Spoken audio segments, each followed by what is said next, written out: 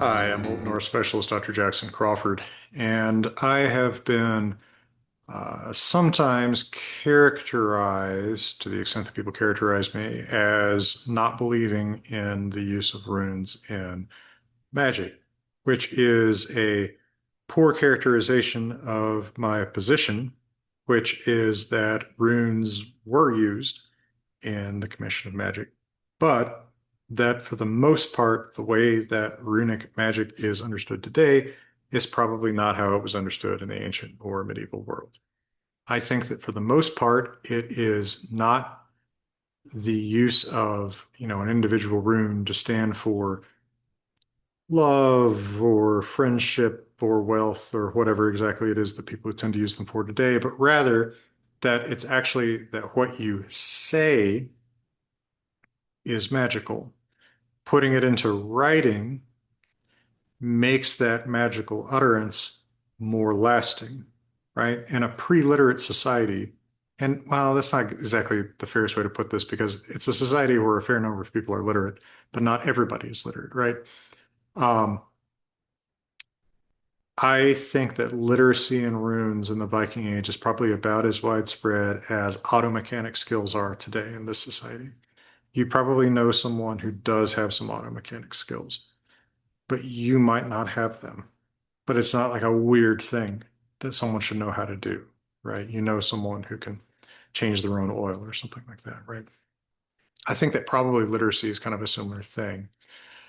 But skills that we don't understand or that we have and others don't, or that require a fair amount of outlay of effort, I think are easily interpreted as being kind of magical. And in a society that let's say is low level literate, I think that someone who can take the things that I say, put them down on a surface, and then read them back out to me reliably has done something a little bit magical, right? We don't necessarily think about this because in our society, every idiot is taught to read and write in kindergarten or so, right? But that's not necessarily the case in this society. So I want to look at an example of an inscription that I think is almost indisputably meant to be magical and look at the fact that what's actually accomplishing the magic is it's just what it says, right? It's the spell, if you will, that is uh, made made lasting, made permanent by being put down onto a surface in writing. So what this item is, it's called the Kvinneby amulet. It's from Kvinneby in Öland in Sweden. And it is probably from the late 1000s. So this is a period where really Sweden is the last place at this period we would expect anybody to still believe in the pagan gods. For the most part, Scandinavia is converted to Christianity at this point, but not all of Sweden. The exact contents of the inscription are not fully understood. It begins with a line that has some runes that are weirdly modified, and I didn't scan or poor man scan my little hand drawing of this, but I'll show it to you on the screen here in post, as it were, so that you can see what I'm talking about. Over the years, people have sometimes taken these odd shaped runes as bind runes, but I think probably they're not, that these are just very decorative, weird looking, quote unquote, normal runes, right? Letters that just have extra stuff on them. We do this all the time too. I mean, look at so many movie posters or book titles or placards that advertise a restaurant or something will add shapes to letters, and you just know what it is because it's whatever thing looks most like the weird shape that you're looking at. It was Börje Vestlund, I think, in 1989 or so, who suggested that, and I follow that suggestion. So, what does this thing look like? Here's Just gonna look at the slides from the runes class that I occasionally have offered on Zoom. Not doing that anytime too super soon. My September, October classes are just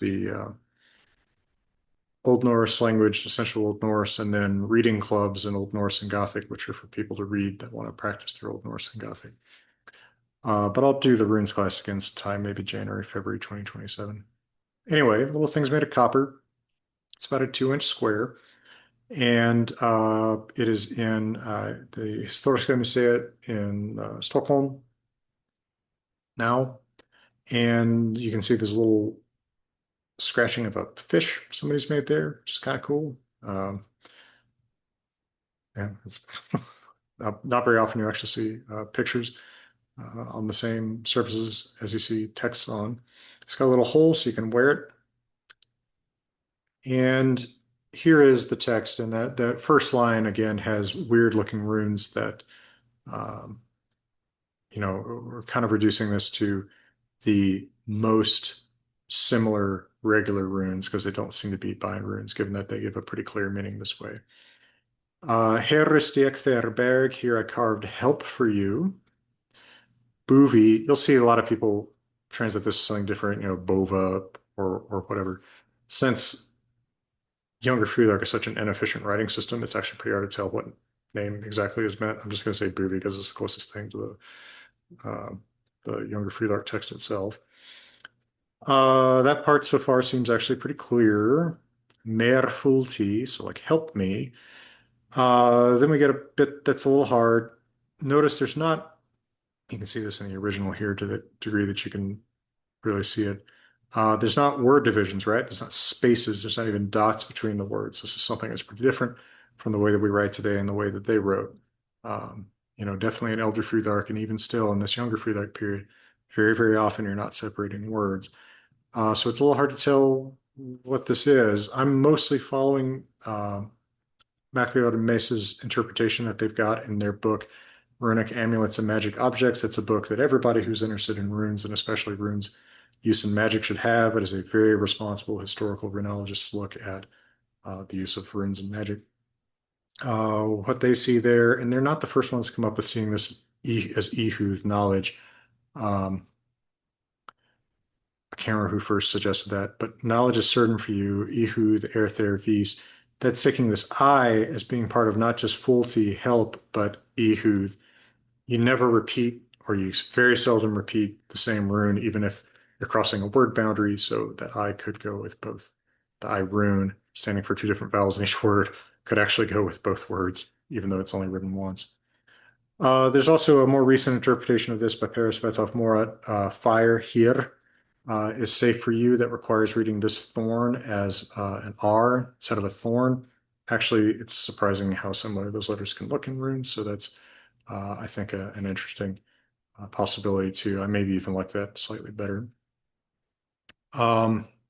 In Brohalti Illu from Buva. So, and may lightning keep evil from Buvi. Pretty cool. May Thor watch over him. Thor Gati Hans. If you're an Old Norse head, maybe somebody's already taken one of my Old Norse classes. You may remember Gata as a verb. So it's watch to keep that takes actually a generative object. So that's quite consistent with that. Then we've got a part that a lot of disagreement about this, and maybe nobody has the right answer. So MacLeod and Mace are following the suggestion that I think kind of starts with Bruce E. Nielsen, that we've got Medrthim Hamrism or Havikam, so with the hammer that came out of the sea. It's pretty rad, very consistent with it being Thor, but not necessarily perfect. What is this H doing before or, if that's out of or? Jonna Louis Jensen has an interpretation of this. It's interesting too. She says Havikam is not came out of the sea, but rather have sobbing on. So that there's this notion that there's this kind of evil being, some kind of guy who's maybe causing sickness or something like that, who is being or disturbing this guy at sea. That this is spell is kind of being cast against, and that his name is Almer. Almer would be a name that's actually pretty fitting for an evil being. This word is often associated with ugly, evil supernatural beings, Jotun, or the very broad category of trolls, etc. So maybe it's that. She also takes this part as with the hammer that strikes. here om. I think this is really interesting. My main question is about that here as a verb. I don't know that I've ever actually seen that in a real reliable text as a verb meaning strikes. Maybe. Flee from Ilvit, so fly away, evil being. This always seems to get this I vowel in younger Frühler conscriptions. Far eki of buva, you get nothing from buvi. And then the most rock and roll part of this, God under honom och över hon. Gods are under him and over him. What does that mean? I don't know. What does this mean in total? I don't know. But that's so much truer to the practice of magic in the pre-modern world. This is a this appears to be an incantation put into written form to protect somebody, apparently named Boovie or Bovie or Bova, something along those lines. Maybe protect him at sea. The fish kind of implies that. This thing about the hammer that came out of the sea may imply that if that's the right reading here. But it looks like, like a protective amulet that you might wear.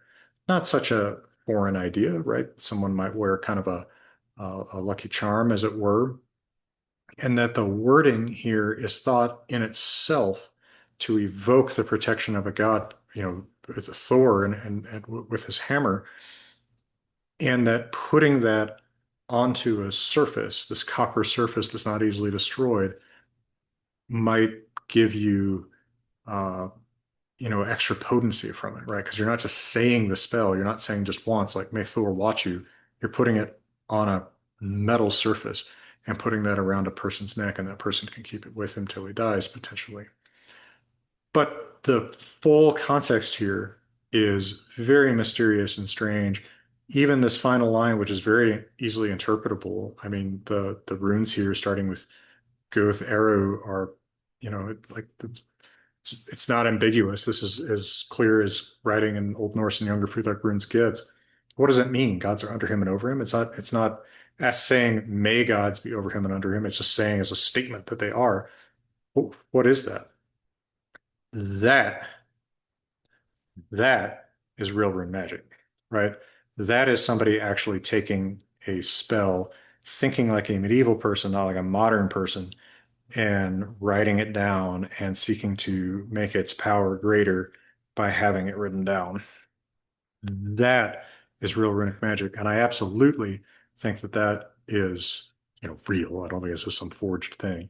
So what I disagree with is that you can, you know, get the top chat GPT written book about runes on Amazon and learn to cast spells by, carving individual runes or something like that, or doing rune yoga or whatever the latest modern notion is. I don't think those notions have solid roots in ancient or medieval times. But absolutely, the notion that writing down a magical incantation gives it more power has ancient and medieval roots. All right. So, like I said, I do classes in Old Norse and Gothic and runes sometimes. I'm not doing runes soon, but there is an Old Norse class in September, October 2026. And there's also reading groups in Old Norse and Gothic in September and October 2026 if you want to practice your reading those languages. So join us if you like. Those Eventbrite links should be in the pinned comment.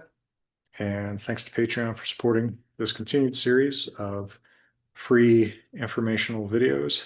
And to everybody out there from beautiful Colorado, I'm wishing you all the best.